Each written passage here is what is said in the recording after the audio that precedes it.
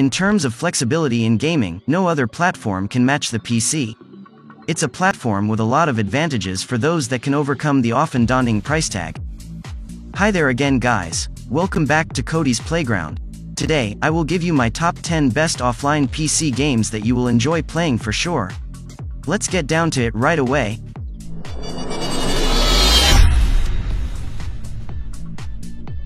As a bonus, while consoles require a subscription fee for online gaming, the majority of PC games have free online. Regardless, many people find the most enjoyment in offline PC games.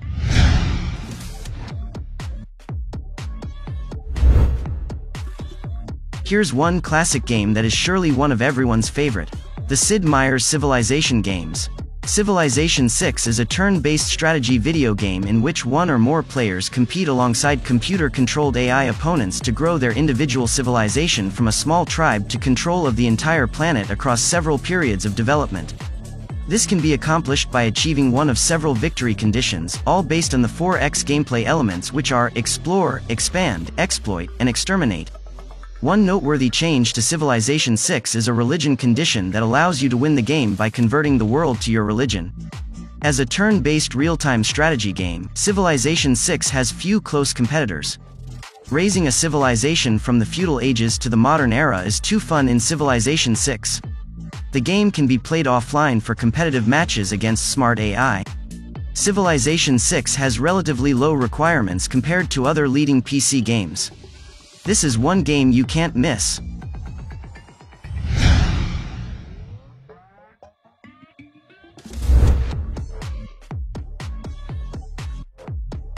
From the same developer as Baldur's Gate comes Divinity Original Sin 2. At first glance, Divinity Original Sin 2 appears to take after games like Diablo 3, yet it is so much more than a loot-based game. Divinity Original Sin 2 masterfully incorporates RPG elements that blend well with its turn-based combats. The scale of the game is massive.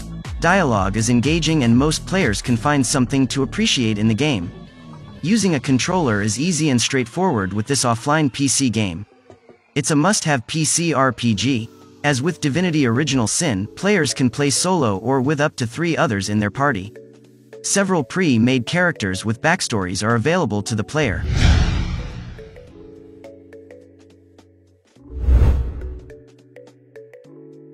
The Witcher 3: Wild Hunt is an action role-playing game with a third-person perspective. Players control Geralt of Rivia, a monster slayer known as a Witcher. Geralt walks, runs, rolls and dodges, and, for the first time in the series, jumps, climbs and swims. The expansive world of The Witcher 3: Wild Hunt gives us pause. We can't help but be overwhelmed by the scale of the world outside the main story. This is a game where you can log hundreds of hours without diminishing its quality. The enemy, weapon, and town variety makes the game a masterpiece. As an offline-only game, what it does perfectly. There is no need for online as it would only take away from the game. If you only play one role-playing game this year, The Witcher 3: Wild Hunt is a solid choice.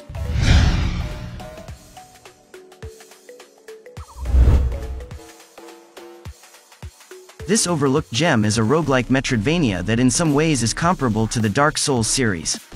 Players will have to combat fierce enemies while avoiding the obstacles of the game. Falling in a pit of spikes can be frustrating, which is why not everyone will appreciate Dead Cells.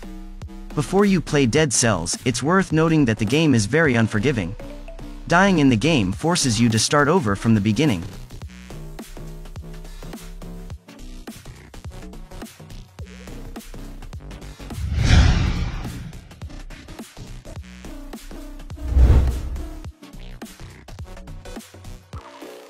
This game is one of my favorite. Sekiro: Shadows Die Twice is an action-adventure game played from a third-person view. Compared to From Software's own Souls series, the game features fewer role-playing elements, lacking character creation and the ability to level up a variety of stats, as well as having no multiplayer elements. It does, however, include gear upgrading, a skill tree, and limited ability customization. Rather than attacking to whittle an enemy's health points, combat in Sekiro revolves around using a katana to attack their posture and balance instead, which eventually leads to an opening that allows for a single killing blow. Sekiro: Shadows Die Twice is the winner of over 50 awards and nominations. The title of the game not only sounds catchy but also describes its gameplay. Players have 2 lives in Sekiro: Shadows Die Twice. 2 lives may give the impression that the game is easy, but guess again. Sekiro: Shadows Die Twice is one of the most challenging games of the decade. Boss fights will take multiple attempts, even if you're well versed in the Dark Souls series.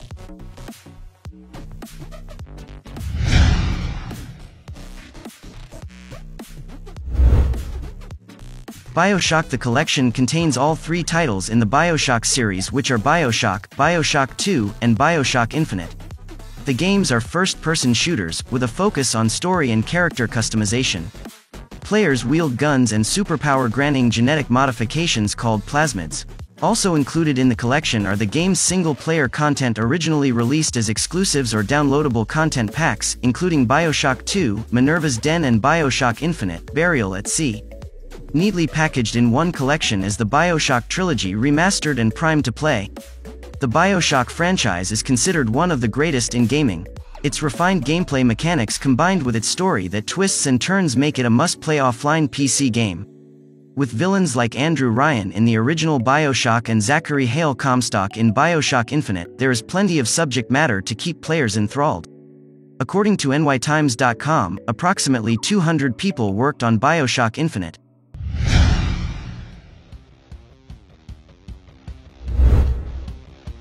According to the game's executive producer Marty Stratton, the key principles of Doom's single-player mode are badass demons, big effing guns, and moving really fast.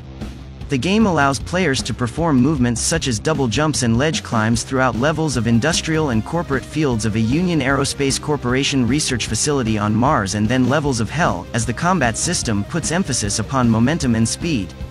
The approach is known as push-forward combat, which discourages players from taking cover behind obstacles or resting to regain health while playing from the Doom Slayer's perspective.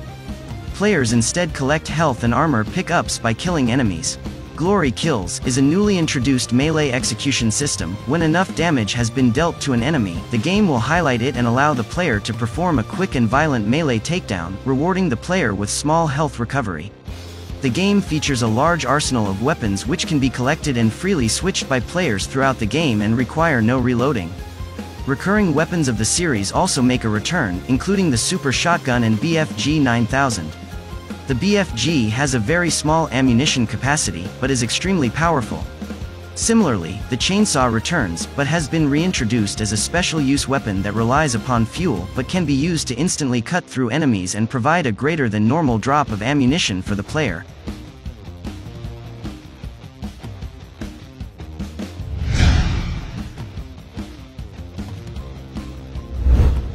Dark Souls 3 is an action role-playing game played in a third-person perspective, similar to previous games in the series.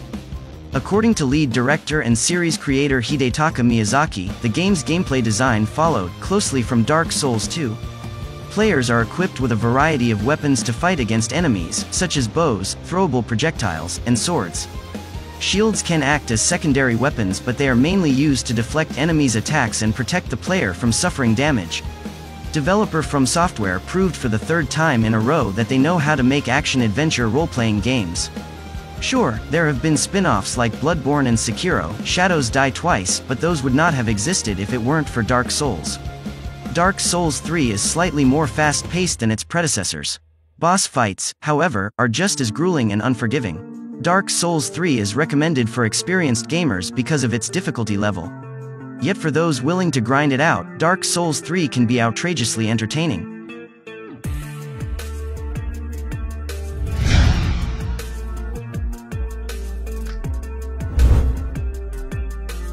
In Portal, the player controls the protagonist, Chell, from a first-person perspective as she is challenged to navigate through a series of rooms using the Aperture Science handheld portal device, or portal gun, under the watchful supervision of the artificial intelligence GLaDOS.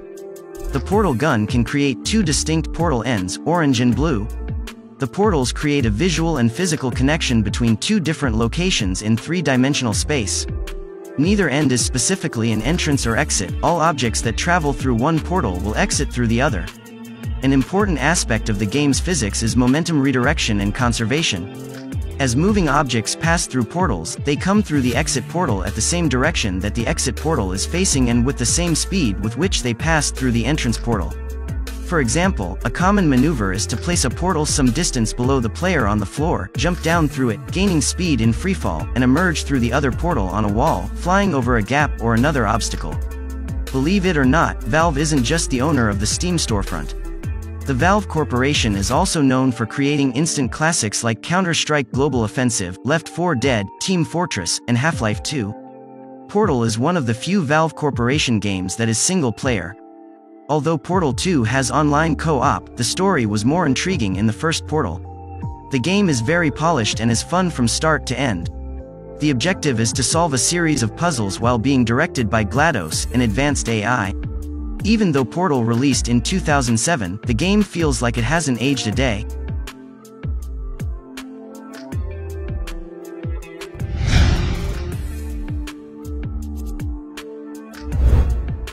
Now, this one deserves to be on the top list. The Elder Scrolls V Skyrim is an action role-playing game, playable from either a first or third-person perspective. The player may freely roam over the land of Skyrim, which is an open-world environment consisting of wilderness expanses, dungeons, caves, cities, towns, fortresses, and villages. Players may navigate the game world more quickly by riding horses, paying for a ride from a city's stable, or by utilizing a fast travel system which allows them to warp to previously discovered locations. The game's main quest can be completed or ignored at the player's preference after the first stage of the quest is finished. However, some quests rely on the main storyline being at least partially completed. Fans of the series are eagerly waiting for The Elder Scrolls VI since the series is arguably at its best when it's offline single-player. The Elder Scrolls Online has a sizable fan base, but the difference between The Elder Scrolls V Skyrim and The Elder Scrolls Online is night and day. The Elder Scrolls V Skyrim is one of the best games of all time because of its immersive quests, beautiful landscapes, and enemy variety. The game regenerates quests, so there is virtually no end to the game. And there you have it. The top 10 best offline PC games that you can enjoy on your own. I am very sure you're going to love it. Let me know in the comments down below what is your favorite on this list. If you want to see more interesting videos about gaming, go hit that subscribe button down below and ring that notification bell. Please also leave a like on this video. It really helps me out. See you in the next videos.